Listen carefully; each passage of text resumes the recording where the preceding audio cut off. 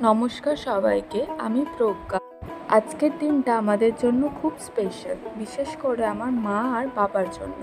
প্রত্যেক বছর পয়লা বৈশাখের দিন আমাদের বাড়িতে প্রচুর হই হুল্লোড় হতো। বাড়িতে সবাই মিলে মিষ্টির প্যাকেজিং থেকে শুরু করে ক্যালেন্ডার, তারপর পুরো দোকান সাজানো, বাড়ি সাজানো, সব কিছু আমরা করতাম।